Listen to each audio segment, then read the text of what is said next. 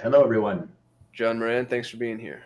Always. Thank you very much for forcing me to go live and scheduling the time of the day that I usually don't have. So it's perfect. Force it on the calendar. So a couple of notes for everybody. We figured out how to do members only chat. We're going to keep members only chat on for the first half of this call or so, or until we run out of comments from members. And then we'll open it up. And what we're trying to do here is reward the people who give us money. So if you want Kind of how it works. Yeah, we're good capitalists. Not to be a total d-bag, but like all our videos are free. All of our education is free. Like it's $3 to join. So if you want to join our membership, we would love you forever. And we've got 2 members on already. We have Amine. Help me say your name. Will you type that into the chat phonetically, and then I'll never mess it up again? I'm guessing Amin. Amin? Yes. I hope I'm right, because then I'd be so embarrassed because yours just sounds better. Hey, Dan. Hey, Nick. Yeah, we've got Dan, Nick. Thanks for being here. Thanks for being members. Thanks for supporting the channel. We're giving y'all preferential treatment. We're also streaming into Facebook, LinkedIn, Twitter. There's somebody on Usama's team. PMax rules. We got Khalid. And just so y'all know, the reason we chose this date and time is because we ran a poll to our members, and this was the most popular time-ish. So we're trying to make sure that people feel like the membership is actually worth something. Mm-hmm. That said, pair character holding his belly laughing out loud. That's so funny. Amin just dropped in a wicked GIF. You got to open up YouTube, John, in order to see it, though. Oh, all right. I'll have to pop it open. We got our first question, Khalid. And if it's Khalid, I'm horrible with names. How dare you? It took me like a year to get Kasim down. You still say it wrong. Probably. He had to give me a quick rhyme, and now I remember it. So what's the best way to create 70 asset groups inside a Performance Max campaign? The best time-saving way you guys are using. So the best way to do that is to make an asset group per category. So if you're e-commerce, think about that, where it's, let's say you have 10 categories. Could be, let's just use shoes. You have sandals, you have high heels, you have tennis shoes. Let's just use that as a bad example. Make a category asset group first and run that to a specific audience. Then clone each one of those asset groups into a different audience. So imagine 10 asset groups so far, cloned to 2 different audiences. There's 20 total asset groups. You can then clone it against multiple asset groups. Now know that the asset groups are going to blend. What that means is that it is going to not be a specifically only target. Those asset groups, and kind of in a good way, will start to overlap a bit. And you can see that from your insights tab versus with how many asset groups that either search term or that audience is sharing it. But best way I found it is to pick and choose how you want to control the campaign later. That's what's extremely important. It's, again, like all of the answers, it always depends. And what that means is that if you are going to say, well, I'd like to control this by per category, because I'd like to have the top 10 to 15 images of those products in that category shown, that's one way to do it. If you say, no, I actually want to test audiences for all products and start audiences first, then choose one audience, and then you're going to have 30 different asset groups with different videos, imageries, headlines, long headlines, descriptions, etc. The best way to do it, though, is to build one asset group per category and then clone that, similar to how you would with like a standard shopper or even like a smart shopping campaign. My one recommendation, though, is to keep the products inside keep all products inside of one campaign. I've tested that extensively, where I start to separate out the products by campaign and ended up just kind of cross-pollinating between each other and reducing performance. I had to bring them all back together. And it wasn't because there was an inefficiency. It was because the spend differentiator between the campaigns was too great that when it did cross-pollinate on a lower spend, it pulled out my good campaign, put it into a bad campaign that didn't have enough spend in order to continue. So if you're going to be separating them up by campaign to force spend, make sure that that campaign that you're breaking out has the same or possibly a little bit lower of a spend than the other campaign. If not, then just keep them all in one campaign. But great way to do it is either by category. You could even do it by best selling. And what you want to do is when you have that asset group, replicate it 6 to 7 times an interest, a demographic, a DSK group of keywords, a DSK middle funnel keyword, a DSK top of funnel keyword, one without data, one with data, a combination of all. Like there's 6 or 7 of them that you do just per asset group. Now, know though that when you clone, you lose all data feed. Yeah. When you clone, you don't clone the listing group in that asset group. So each time you clone, make sure that you reset the listing group inside of that asset group. Otherwise, you're going to have like 80 asset groups, but one is going to be targeting all products, and that one just shoots to the moon, and then you got to find it, and it's a huge pain in the butt. Dude, why do you think they did that? Do you think that's nefarious? You think they're trying to force us to open it up? Because it would make sense if you're cloning an asset group, you want to clone everything inside of that asset group. Well, you know what's so weird is I think it's just a problem of the functionality, because it's like a developer. It's a joke where it's like a mom has a developer son, and the developer says, "Hey, developer son, I need you to go to the store, and I need to get a dozen eggs. I need you to get milk. If they have eggs, get a dozen." He comes back with a dozen gallons of milk because he went to the store for milk. There was eggs, so he got a dozen gallons of milk. The button you're pressing is clone asset group, not clone listing group. So I think it's the listing group. It lives. I mean, within the hierarchy, the listing group lives inside of the asset group. Not necessarily. You create an asset group and then you attach a listing group to it. Okay, then you go choose a listing group.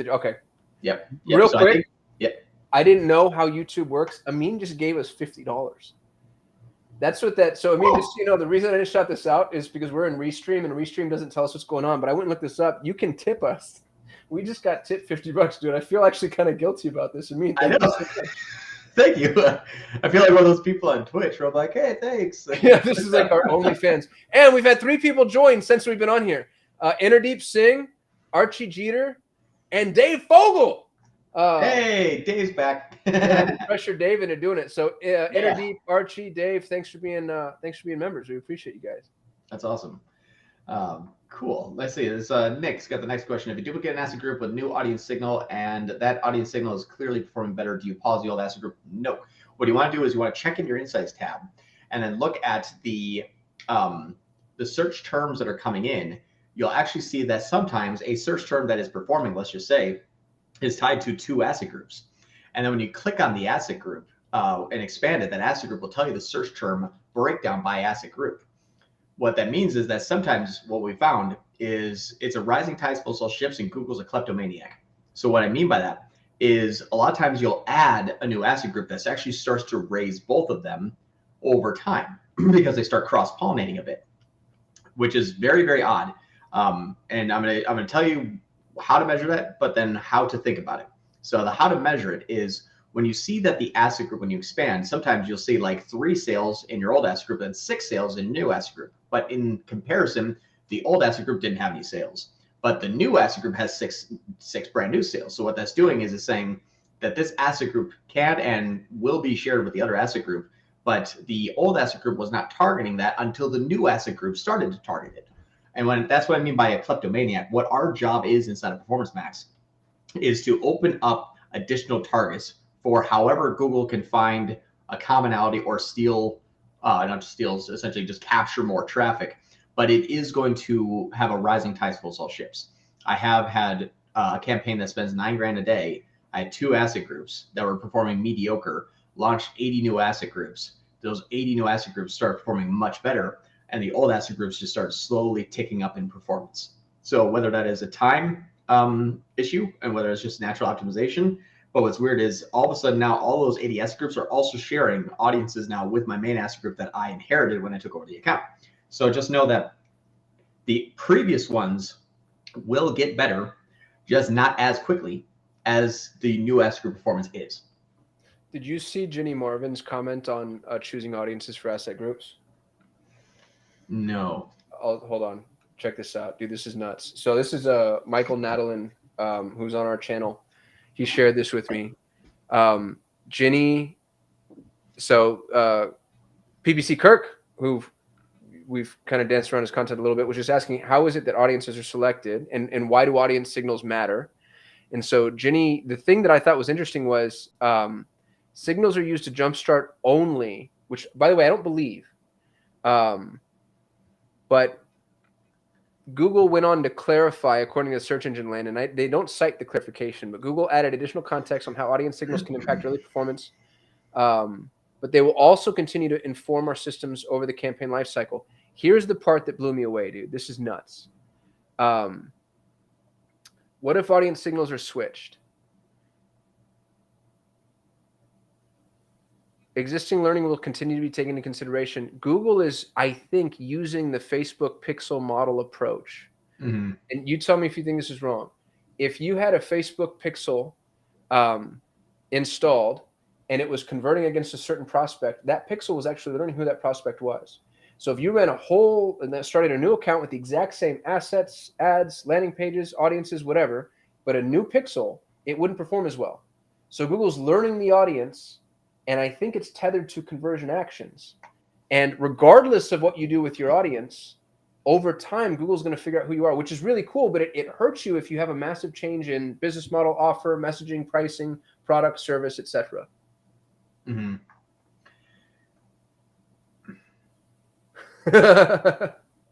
I think it also has a lot to do, though, with your bidding strategy as well. What do you mean? I think that you're right. I think that the pixel is learning off the original. Its signals were used as sometimes a hard target if Google can identify it with expansion, or an expansion opportunity with that same hard target and moving in that direction. What that means is, though, with the bidding strategy that's attached, I've seen sometimes those signals be ignored or completely erased. So, for example, inside of your listing groups, your listing group is not the overall performance of the campaign. The listing groups is just the shopping portion of the campaign. You still have search, you still have YouTube, you still have GSP and Discover and Display, all running independent of what your listing group performance says. When you change your bidding strategy, so let's say maximize conversion value to a T ROAS, I've actually have seen sometimes my shopping campaigns reduced by 80% of its impressions and clicks, but my conversions go up 20%. So exactly, it's either going to go display based or DSA based if it's having better performance. So I do think that the signal is a jumpstart point. I do think it's right. When you switch that signal, again, it is not going to affect the campaigns overall that much. And that's why I say don't turn them off. I'm going to see if I can just kind of share a screenshot. So while you're doing that, I want to add context for flavor. What I understood from this article is the longer you run, the more Google's going to learn about your audience, regardless of audience target in the future. So you give an audience signal, an audience signal, and an audience signal, and those three Google adds to like the library, the lexicon of knowledge it has about people to buy from you, to a point to where it feels like we're going to get to a situation where you don't even necessarily need to provide audience signals. And because of past converters and data that Google has, it's going to know who buys from you in a way that for a brand new advertiser with the exact same business, product, geography, et cetera, it wouldn't necessarily know. Right. I think that's right. And it's not affected as much by our input. I'm going to see. All right, there we go. I was able to hide this. Sorry, I had to take a screen share or screenshot. We share screen. Can you see this here? Hey, there's our ad up there, which is pretty funny. This is on print screen. Here's something that I think is important.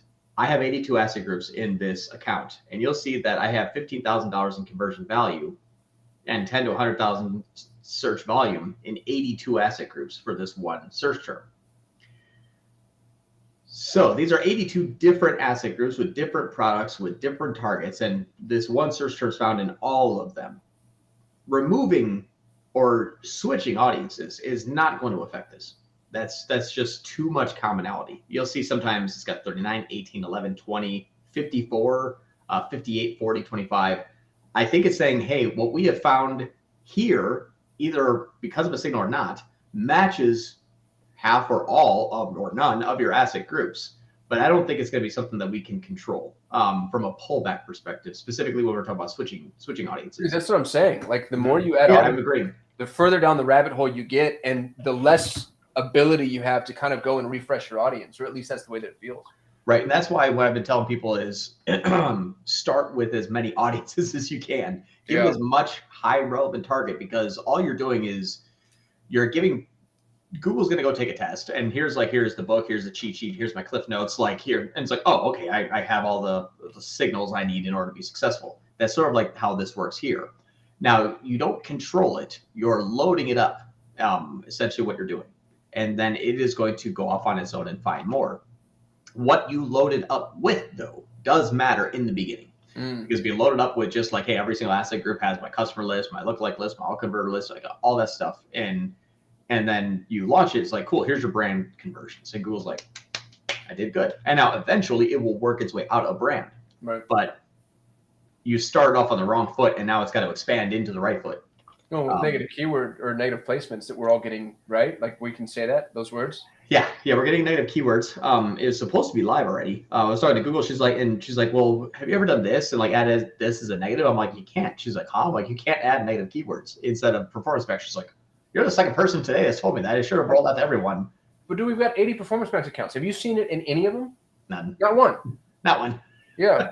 So it's like, and she's like, let me talk to the team. You should have this. I'm like, oh my gosh. And yeah, I'm like, that would be amazing if this is there. But we're just talking strategy. Just kind of BSing and like, here's what I'm doing. What do you think? And I thought it was kind of funny because she's like, wow, your build out in Performance Max is impressive. I'm like, I'm using your tool. like, what do you mean impressive? How did you do this? I know. Like all I did was just click the buttons you gave me. Yeah, so I thought it was kind of funny, but that's where the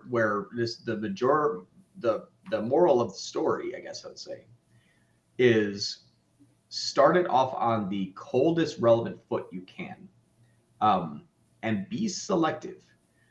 I've learned through just experience that if I added 5 long-tail DSKs with purchase intent to an asset group, it can work really, really well. It's almost like remember my pure broad strategy where it was like buy hammock, purchase hammock, order hammock. Like broadimation. Yeah. With broadimation, same thing. That's just the DSA aspect of Performance Max. Still works though. So yeah, it's kind of cool. Dude, I'm not going to derail it, no, because we got to get to Archie's question, but I just wanted to drop a soundbite. I was at War Room 24 hours ago. This guy named Bill Hauser, who's now my new best friend, he has 350 attorneys that he runs Google Ads for. Most expensive CPC I've ever seen is personal injury, to the tune of $500 per click. He's getting them for 50 cents in Performance Max, and the leads are relevant. It's crazy. Like, it blows me away. It's insane. I know. It's amazing, and it's the only thing that we found that can compete with like that big area, which is pretty interesting. Archie says, for a new Shopify site, would you launch PMax right away or wait for 30 plus conversions with the standard shopping campaign and then transition 5K budget? I would definitely start with PMax right away. Reason is, if you have a new Shopify site, depending upon how new, Google is going to still scan your site for standard shopping, for search, even for smart shopping. If it scans your site and does not have enough indexed relevant content, and a good way to do this, Archie, is to hop into Keyword Planner and then go into start with keywords and then start with scan my site and then drop your site in there and hit scan and see what it's going to pop up as. Those may not be as relevant as they should be, or there should be a short list. With PMax, you're able to front load that. You're actually able to say like, no, let's get me ranked for all of these search terms as my signal. So it's nice with the new site. You either have to buy the data and wait. You can front load the data and be wrong, or you can front load the data and be right. So my opinion would be front load the data. It's an ounce of prevention is worth a pound of cure, which is take 2 hours to make a keyword list and then just upload it in 6 minutes. Don't just do kind of like a small, pardon my French, half-ass one. Like really take the time to identify every relevant audience, do a bunch of different searches in the intent audiences, the in-market audience and the audience definitions. Really take time to build out that list, build a really well thought out Performance Max campaign with a lot of asset groups and a lot of targeting. Give it as many obvious signals as you can, then give it $1. I think that you're going to have better performance. Dan, I have a question. Do you guys keep optimizing the pictures, videos, titles for each asset group in PMax? Because how do you do it when you create 50 to 100? Isn't it too much? It is too much. And that's why we exist. The asset here. Well, you know what's funny about this, and this I think is, stop me, John, if I start to just shit all over our business model. 120 days ago, we were data-driven marketers. And I would tell clients, we're never going to do media. We're not a creative agency. We're not going to get in the media space. Now we're going to all of our clients saying, we have to have immense amounts of media. 80% of the media is going to be nullified within 90 days, and you're going to have to go create more media. We need fast media the way that they have fast fashion. You need to be able to pump this crap out, and I don't know how to do that. I don't know what the answer is. Mm-hmm. I have one campaign that now is up to a 46.5% view rate on the Google generated videos. So I still don't think it's a good idea. I don't want. No, But I don't want it. I can't. I feel so dirty just now. It's just there's just so much about this. This is wrong. I showed it to the client. I'm like, okay, now it's going to look like a PowerPoint with an overlay of audio that sounds like a 5-year-old slam his head on a keyboard. But trust me, it's working. How long are they? Are they longer than 30 seconds? 15 seconds. So you don't get watch rate data. Oh, you do. I thought you don't get watch rate data unless it comes to 30 seconds. It's interesting. It is actually still a skippable. Is it only because they're Google generated? I don't know. I think so. Like you can still skip them. Oh, dude. So Google generated videos are getting like preferential treatment that if we uploaded a 15-second video, we wouldn't get watch rate data, right? Mm-hmm. Right. What the hell? So I don't know. And that's what's weird is they are skippable. I've been looking through. I'm like, these are horrible, but they're performing. And I was like, well, I know that Performance Max just has a great audience targeting because my ROAS went from 350 up to 578 with the exact same strategy from Smart Shopping to PMax. I gained 200% return on ad spend in about a week and a half. And this is after 2 years of optimizing. So I know it's been working better, but it was very, very interesting to see that the Google generated videos, which I still, on the record to this day, I don't recommend them, is a fallback second plan B rather than what you should do. Plan M. Huh? Plan M. Right, plan double A. So many things you should do. Well, dude, if they're performing, do we have because the way to split test that would be to have 2 asset groups, one without videos, so Google creates videos, right? Do we have a split test? Not yet. I'm waiting for videos, but again, that's the issue here. Is a lot of advertisers that we work with are like, I don't have like the ability to create 15 videos. And yeah, so if they have it, why would we run Google's videos against it? Although now I want to test. I want to see if Google's videos can outperform. I will have that test soon. I'm just waiting on that content. I do have, though, campaigns that have 2 videos where you can have 5. And in the combinations of the asset group, you do see where I had one time and it was like 3 Google videos and then 3 user videos. Yep, which one won? The Google videos first. No. Again, beginning stages of Performance Max. You're killing me. I know. Well, that's the thing too. So we're going to get back to Dan's question too. Yes. Here's the thing though. Because there is low or good performance, what we've seen is it does not mean that does not turn into a good and best. Google is going to be careful about optimization early stage. Right. Give it time. Yeah. And because it's where things get even further down the rabbit hole, because asset groups can share audiences, we've seen a best performing headline and a low performing headline within 2 weeks turn into a best performing headline and a good performing headline. It was the same headline to different audiences. Looking through Insights tab, those audiences were shared in the same asset group. So theoretically, a good performing asset group with the same content raises a low performing asset group with the same content because those audience members start to shift over to the other asset group. And you can see I'm so sorry, dude. Say those words again. A good group of assets, right, and a low performing group of assets, those being the same assets, the audiences in the good group of assets are being now moved over or having. Oh, I see. So got it. It's going to take who's working here and then go see if we can test it against those assets. Right. And what's interesting is, let me just see. How do you know that? Because there's no data. Like that's the thing that sucks about Performance Max is the post-mortem is non-existent. You can't see where they're landing, what they're doing, how they're doing it, beyond the insights and some of the product conversion data. I'm going to share my screen here. Can you screenshot? Because we had to go and edit the last thing you shared. Did it really? Yeah. There was somebody's CRM that had a bunch of contact info. I'm not trying to. And the thing I just shared right now? No. It was last live. Oh, yeah. No, this is just gonna be a screen share. Here is the overlap. So, okay, there's no branded terms here. You'll see brand, then pillowcase, and scrunchies. Yeah. Cool. You'll see here that the asset groups for Silk pillowcase is shared between 11 asset groups, and this is. Now, this week over week performance, so they're fluctuating, obviously, with high and low. But the search volume is the same for that search phrase with all the asset groups, but this asset group is the one that the conversion, but their asset groups are starting to earn conversions now. Wow. So what's interesting is Google is basically saying, all right, Kasim, you like that asset? Yes, I do. And you click on it and you buy. Cool. This one still is poor. This one still is good. Kasim, do you like that asset? I didn't click on it. Do you like this asset? Yeah. So by virtue of when you clicked, does that one now get the better performance if you go and buy? Yeah, which is why I said Google is a kleptomaniac. They're trying to find an audience who will convert, and your job is to continuously feed it new signals, new targets, and new creative. Mm-hmm. Yeah, dude, we're gonna have to become a creative agency. Do you see any way around that? I don't think we will, but our advertisers will. Yeah, that's what's interesting is I don't think that we'll ever produce video at the level that I think people will need it. But I think that there's going to be obviously good industry partners or some people that we can partner with to say, here's what we need and here's how we need it. There you go. Inderdeep Singh, Satsri Kausadarji. Inderdeep says, how to fix this? This keyword is not triggering ads to appear on Google right now due to a low ad rank. You got to increase your ad rank. Look at that. Aren't you guys glad you're members? Mic drop. I'm here all day. Welcome to the members only channel. So a few things.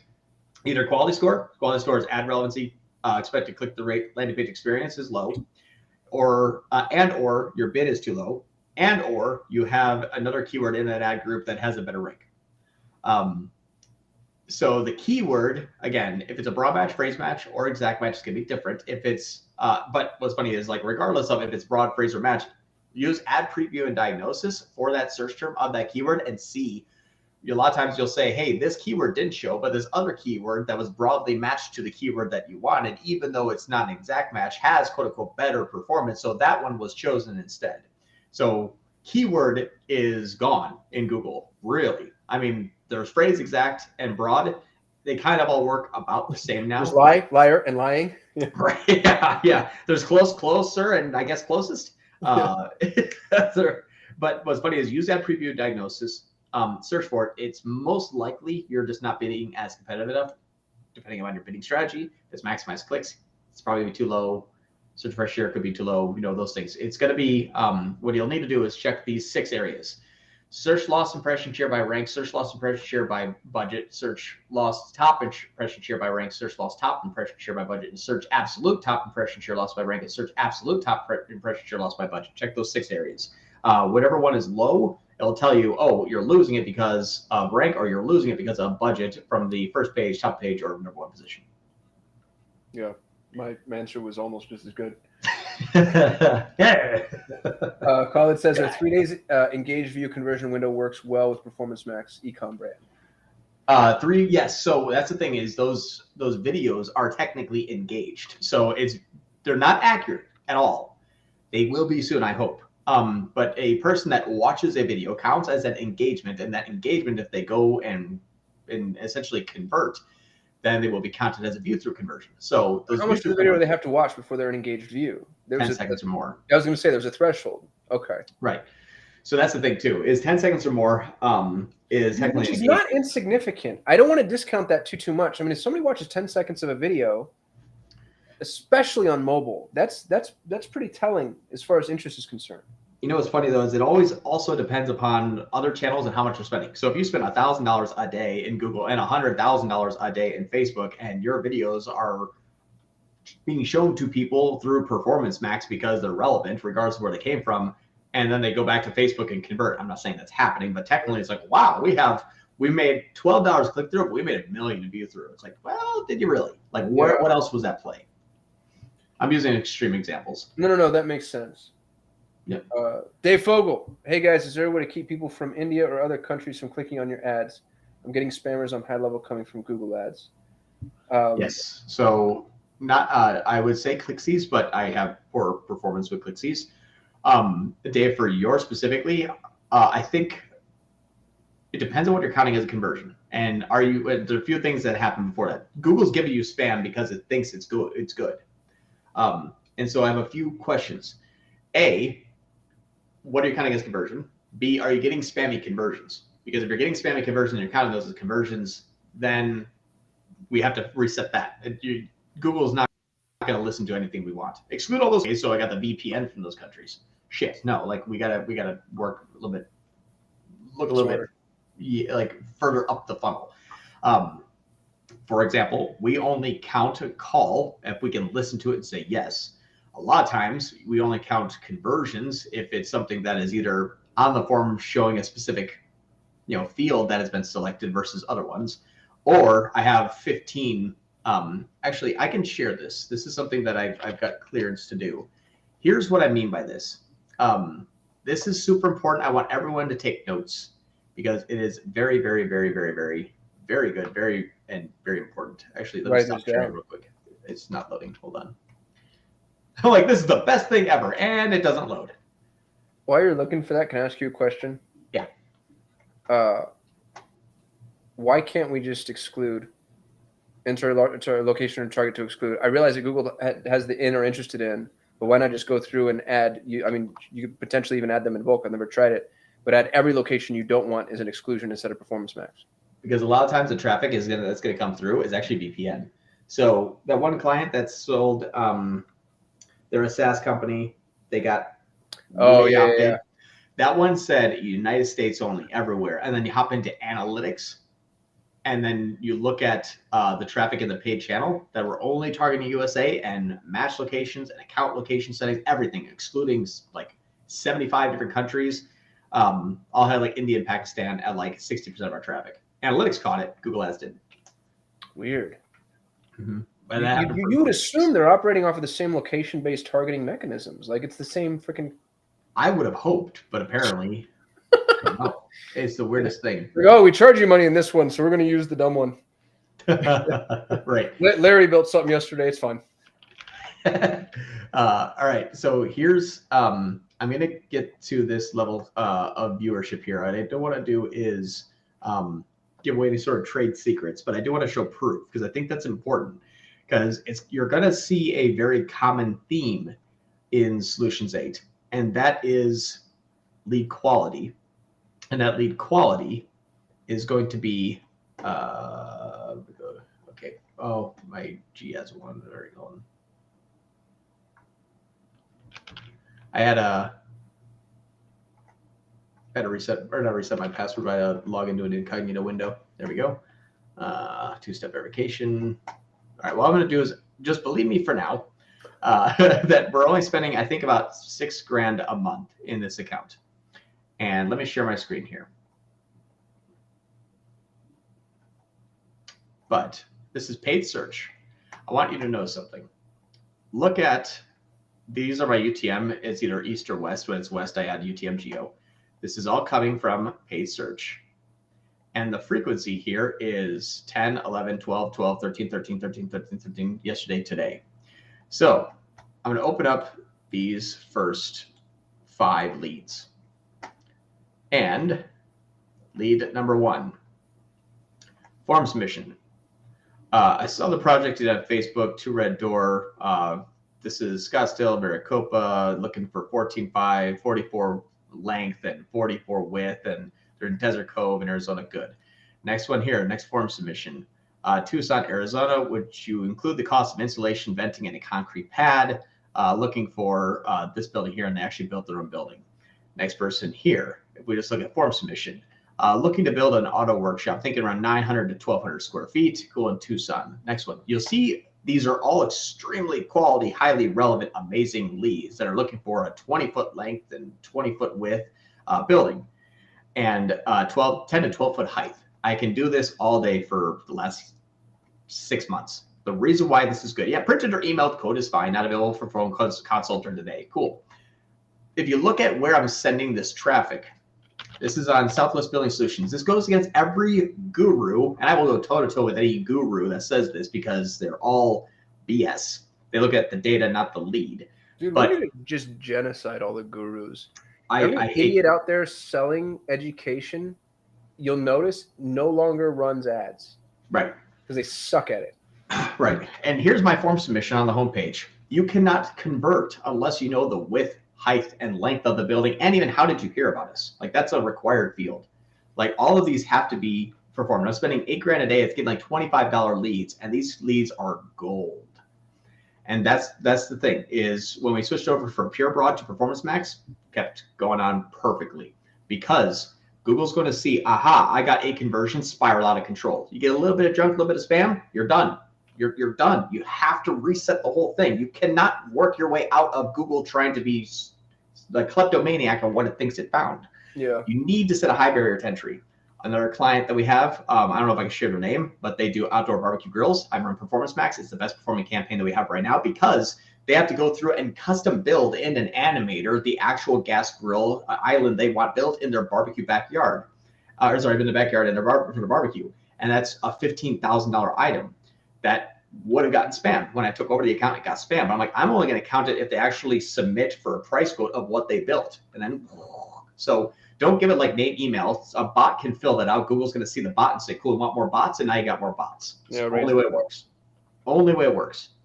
Dave says that we peer pressured him into joining the membership. I told Amin that we're going to visit them in Morocco, and we're welcome at Amin's house. I don't think you're going to want to fulfill on that after you hang out with me and John for a good 48 hours. We'll eat you out of house and home. Dave says, you mentioned not using lists and remarketing as signals in the last video because they'll just do remarketing. How are you using those lists in your campaigns, or are you at all?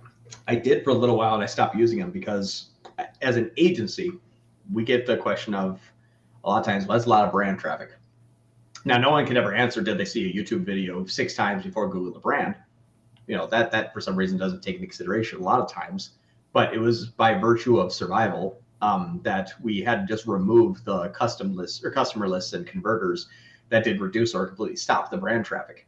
So if you're okay with converting on the brand, and I actually have been pausing brand campaigns, just funnel them into PMax and scaling from there, doesn't matter. It's still going to just, what do you pay for it in one versus the other? I guess people don't really, sometimes they care. Like, no, I won't pay for brand and PMax, but I'll pay for brand in the brand campaigns. Like, you know, it's sometimes it's an odd logic to me.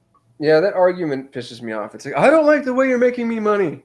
I know. It's like, well, your brand campaign's scaling, like, you know, from other things that we're doing, and you're not running any other channels. There's no organic traffic, and North Beam also confirms like it's a huge pain. But if you're okay with brand coming through PMax, upload your customer list. It's a great signal. It's a great signal to use. Mm-hmm. It might take you 3 months to work your way out of that brand. Especially if you have a high repeatability or running omni-channel. Yeah, but you start right smack dab in the middle of the freaking target. Yeah. Like, what an awesome expansion opportunity. Again, as an agency, no one's going to pay for that. But as an individual advertiser or if your own company, if you're okay with just feeding Google the most valuable users that it can develop its own lookalike and expansion opportunity off of, the better. The clients that I have that don't care, I use it all the time. It works really well. The clients that do care, it optimizes slower. It's not as efficient, but they would rather make less money than get a brand conversion, I guess. I don't know. Enderdeep, the keywords that we're targeting need to be present on the landing page. If so, should we incorporate that within the landing page content? Absolutely. You need to have it. That's your landing page experience score. It's going to measure speed and is your content relevant on your landing page. So yes, absolutely. Sorry. As high as possible if it's relevant. Like if you have 5 keywords you're going after, try to have those 5 keywords, you know, above the fold. Hopefully it's not 5 keywords that are similar. It should be 1 or 2. So just try to put that in the site title, the description, your header, you know, the first paragraph, your H1 tag, because that should be your header. Try to put that on the page because otherwise Google's going to just say, well, that's not the keyword you should be bidding on, so you have to pay twice as much for it. I'm going to let somebody skip in line because they just gave us €5. Dude, I had no idea we were going to make money like this. This is really cool. Like we should it feels so dirty. I know. Like we should be dancing. Good job, John. Dance. I think €5 is like $7 too. I think like we're. I know. I mean, the way our inflation is going, like, whew, yeah, we'd be rich. So this is City SQR. How can you fix and scale Performance Max campaign when it's not having a ROAS above 100 to 150%?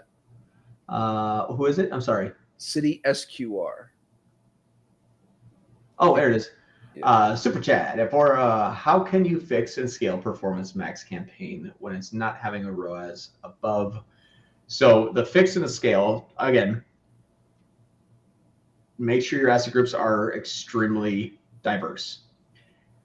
To scale it, if it's not above well, I guess the question I'm wondering is, are you trying to scale even though the ROAS is 150, or are you trying to say get a 1 to 150 and continue to scale that?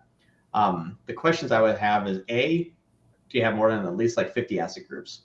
B, are you using 15 images, 5 long headlines, 5 descriptions, 5 images, or sorry, 5 videos, and testing that against 4 different individual audiences per campaign, or per, I guess I could say, category if we're talking e-commerce. The massive build out first is the hard work. And that's where I love, because we're going to have a lot of lazy marketers as competition that build just kind of one and then say like, oh, I can't get this to work. Solution A is wrong. When you build them out really well, it works. So I know I just got mad when you said that. I was like, oh yeah. Well, it's funny. As I won 2 clients over that this week. It was like, hey, I'm like, yep, you launched it. It sucked up all of your other traffic, but that's running at half the daily ad spend and only have one asset group.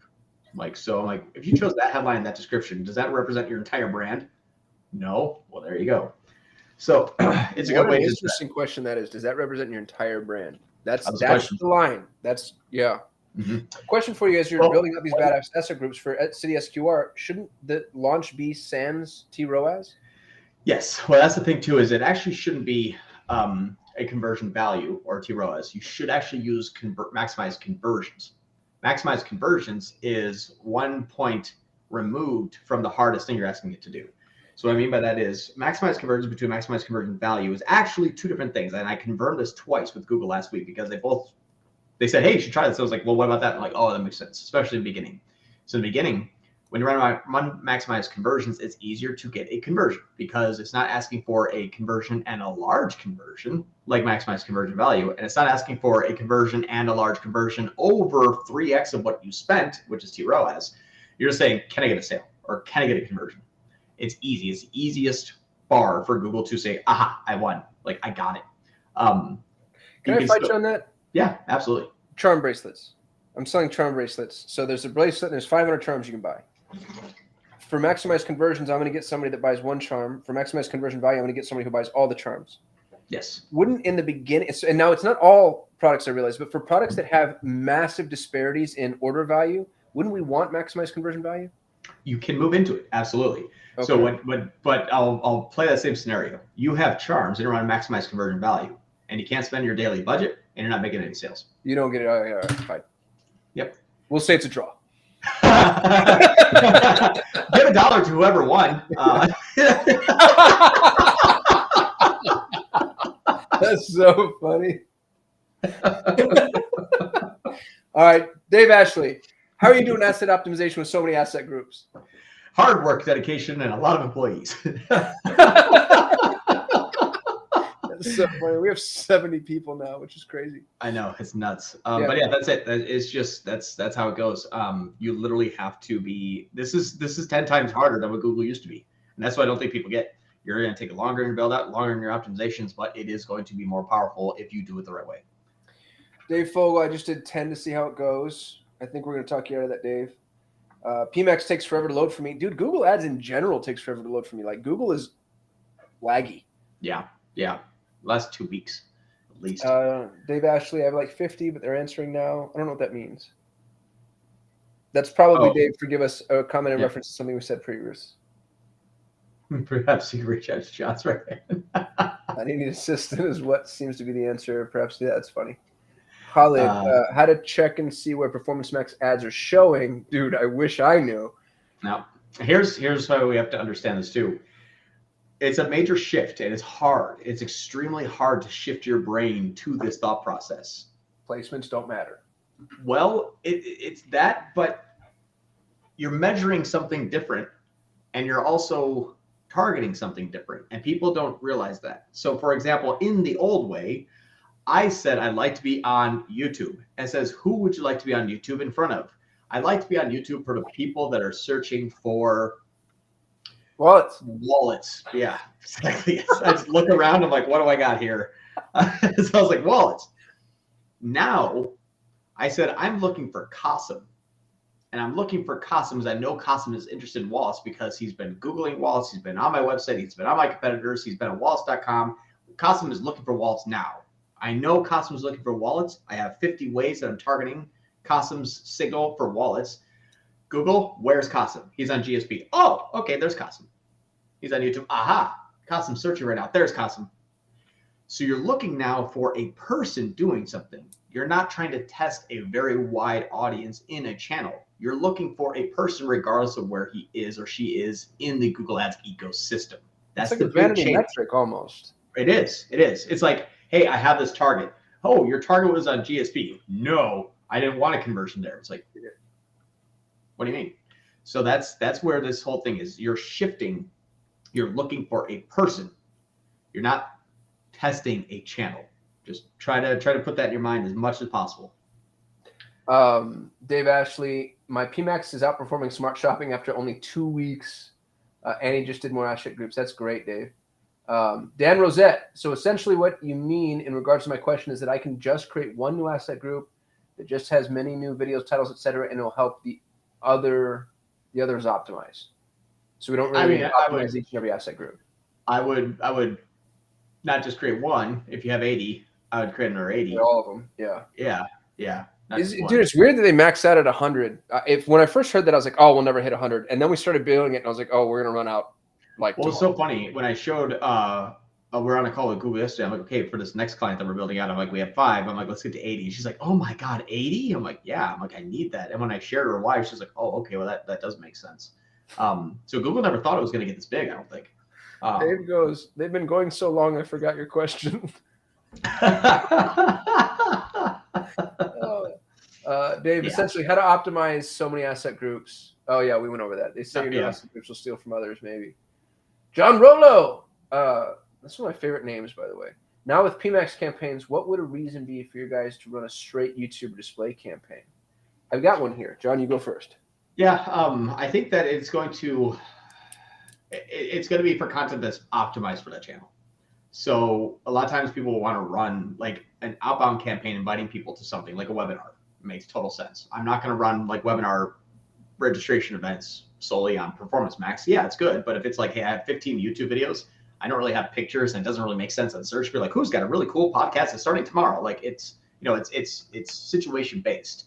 So you can absolutely run just straight YouTube or straight display campaigns. My question would be, if you're going to run that on YouTube, could you also benefit from running on other channels? No, then don't. Yes, then do. So it's really just that, are you trying to do inbound, outbound, and remarketing, or you just need to broadcast something? It all depends on the goal, the target, and the medium that you're creating, and then also the call to action that you're trying to get. I was going to say 2 specific placements. If you have a specific channel or video that you want to, by the way, we just won Wicked Smart again. Hey. And the Wicked Smart Award was for something John and I were doing the early part of this year. We took our ultimate guide for Google Ads and then we advertised it on top of everybody else's ultimate guide for Google Ads, which is, I thought, pretty freaking genius. So if you have specific placements, then it makes a lot of sense. But otherwise, outside of like little niche BS, PMax is the future. We're a Performance Max agency now. We're not just a Google Ads agency. Yeah. It's just when it's done this way, it's great. Like I had a client call this morning. It was an hour and a half long, and we're all talking about what happened. And the person goes, it was the same team, big group of people. They spend 20, 25 grand a day in Google. And one of the persons that is a BI, a data assessor, who's a business intelligence person, he goes, John just threw out conversion rate for conversion value. And the owner's like, that's exactly right. Like, that's what we want. He goes, I never thought about that way. That's genius. Like, yes, I don't really care what the conversion rate is as long as we're making more money. I'm like, I'm shotgun blasting everybody right now. Not interested. I always said penny. Not interested in my display. Didn't really care. Like it's the conversion rate is going to drop because you're having a massive amounts of new channel growth from all other channels now. So your conversion rate can go from 6 down to 2, but you can actually make 30% more revenue because you're having a much wider reaching audience. So depending upon what you're tracking, the Performance Max should be better. If you're interested about placement, no. Well, actually, I would say I have some pretty good screen shares that I can share with people. I can't yet until I get it confirmed, but there's Google searches where you see like an image and then 2 shopping ads and a search all for one PMax campaign for a cold traffic keyword. That's how this is going to work. But That's the way that this has to be thought of. Is it's not necessarily channel, but it was really interesting to hear. It's like you threw out the conversion rate, but you made us more money. So it's a weird way of thinking about it. It is the future. It really is. And it's not much different. We're just taking 6 different individual campaigns and rolling them into one. I mean, I love how here's what I thought is I love how people will be completely fine spending $100 a day in 6 networks, but they will not want to spend $600 a day targeting those same people in one campaign. It's just the same thing. Same thing that we're doing. Obviously, it's set to only show ads to people in my targeted. Oh, okay. Here, I'm mainly talking about Indians filling out the chat. Well, no, we skipped Dave Ashley. He said remarketing is one. Ecom giving away, say, a percentage off to people who abandon cart. You can't do that in PMax. Sorry. It jumped up to the top. I'm sorry. Which one are we on now? Dave Ashley. He was asking about where we wouldn't run Performance Max, where we would use other things, and then he said remarketing is one. So, like, let's say you wanted to give a certain percentage off to non-converters or abandoned carts or whatever. You can't do that in PMax. Sure you can. Yeah. All you have to do is, so if you wanted to add an abandoned cart signal, copy analytics, put that signal, create that signal, upload that signal into Google Ads, upload that target as a signal, and then give it different ad copy. And what you're doing is now you're actually testing the dynamic remarketing versus your offer. And if you're saying, it won't go out to just non-converters, right? It'll start to expand. It will. And that's the thing too, is if it has better performance, it will expand. So you can run that in a comparison. I have actually done this. Just end up running a discount campaign just to everybody. That kind of scares me. Yes, you are. And that's what's interesting though, is I've done this twice to the signal when you upload it from analytics. It is a hard signal first. It can expand if it needs to. You can monitor it by the Insights tab, and I've only been running this for a week and has not crossed over just yet. But it's also not performing as good. So that's what I thought was really interesting. It's a hair care company, and you love the gentleman very much. Oh, it's he's already been on our 3A Shopify. It's Boris. So Boris, we're running for performances with Boris. Now, it's not to say that it won't. It's just odd that it has not. So what we're trying to say is, here's the real question: can your incentivized offer outperform smart targeting from 50 different asset groups? Boris is one of the most sophisticated e-commerce entrepreneurs I've ever met. That guy's thought of everything. Yeah, he's amazing. He's super humble too. Dave says mainly talking about people filling out forms on the chat widgets. He knows they're from India because they put in an Indian phone number. I want to stop them. Yeah. What questions are you asking them on the form? And I was also going to say, I wouldn't log all those as conversions. You can do, the same way that we manually import call conversions, you manually import chat conversions, and don't count the irrelevant chats regardless of geographic origin. Here's what you're really fighting too. And I'm not trying to say like India, I'm just Indians or Pakistani. It's just what I've seen and what Google has confirmed. In India and Pakistan, those click farms are engaging heavily with a myriad of Google ads, mainly YouTube. They do that because they're hired by YouTube channels to grow their engagement so that they have a larger monetization. PMax runs on YouTube. If it gets spammed on the YouTube channel, you're going to get more spam from the YouTube channel from India and Pakistan click farms. So those click farms are very difficult to push away, but they're using autofill. If you ask it 3 or 4 questions that autofill are not going to complete, they just avoid it. So what you're dealing with is a sophisticated actual person, not a bot, an actual person that are using the format of plus, whatever the country code is as a phone number, plus you're seeing a john.moran with a capital J and a capital M at gmail.com. It's very, very consistent. They're always a first name dot last name at gmail.com, and the name that they fill in the form is the name that they put in the email. It's very sophisticated. So it's very hard for anything to block. And we all have to accept that. But the way to block it is to ask it additional questions, make the form harder. Dave, how about this? I know that we've discussed this about 3 times so far. Try it first. Let's just try it first. Try making your form harder. Come back and saying, I've done this and here's what happened. Let's start there. Dave actually says, I use max conversions with no limit, and it's working on an account that only needs 150% to be profitable. That's great. Mm-hmm. Yeah, I most of the time I will actually not use ROAS or TCPA on a performance max if I don't need to. But a lot of times it'll already stay above 250, 300, 350 on its own.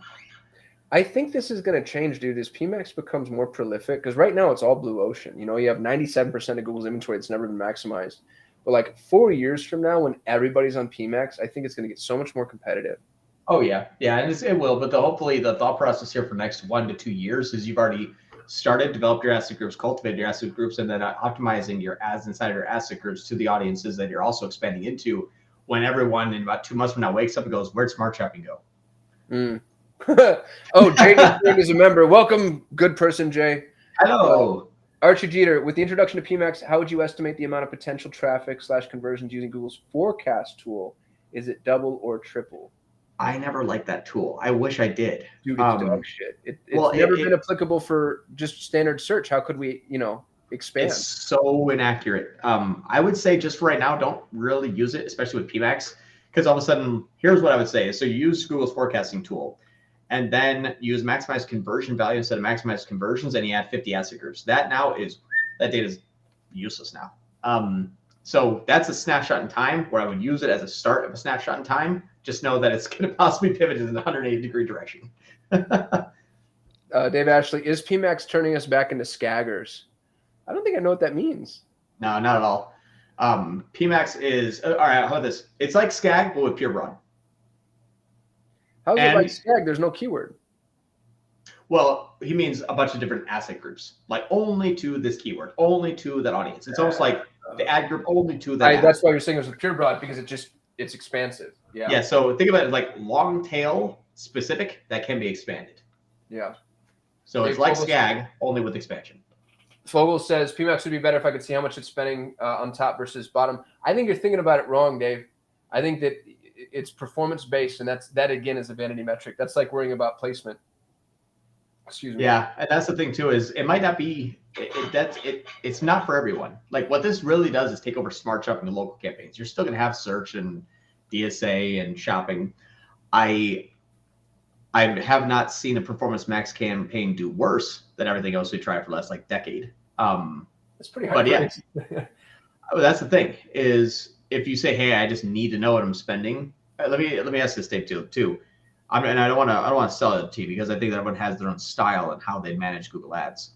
But if you were to have better performance versus control, ultimately, what is that worth? I guess. That's one thing. Funny about that is we know of 2 big 9-figure agencies that have chosen not to use Performance Max for this exact reason. They've admitted internally, more or less, that Performance Max could outperform other things, but they don't have the control, they don't have the reporting, they don't have the insight, so they're not going to use it. They also said though because they couldn't charge what they would normally charge. So I'm like, good, the day of reckoning. Artie Chrysler, love y'all. Keep up the great work. Google Shopping Ads best practices are explained in 5 or 10 minutes or less. 1, 2, 3, go.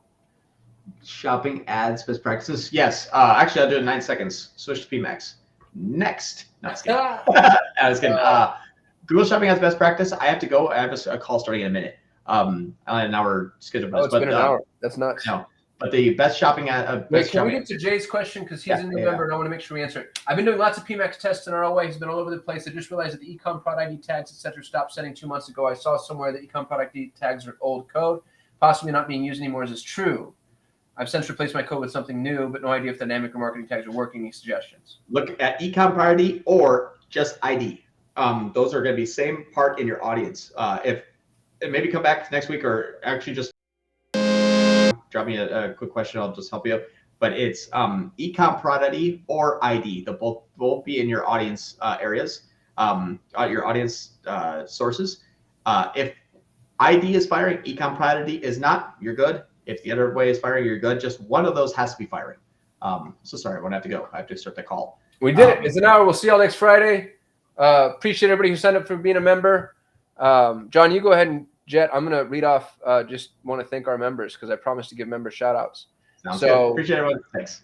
Our very first member, Ben Few, Muhammad Al Khalaut, Khalid Al-Lamari, Amin Arbain, Theodore Malcevic, Paravox, Chris Gray, Jason Lindy, Nick Miller, Donna Staniscu. Donna was a student at DM Elite. I love Donna. Dan Rosette. Dan, you were here. Appreciate you. Schmelbeck PPC. Colin Schmelbeck used to work with us. Spun off, did his own PPC agency. He's awesome. Florian S. Jan Slavnik. Veronica Jeans. John Rolo. John was here. Thank you, brother. Abhijith. Nicholas. Dave Ashley. Dave, you were here. Mona Sutherland. Ray Edwards. Amanda Houghton. Archie Jeter. Archie was here. And Interdeep Singh. Hold on. Let me refresh because I know there's been more since then.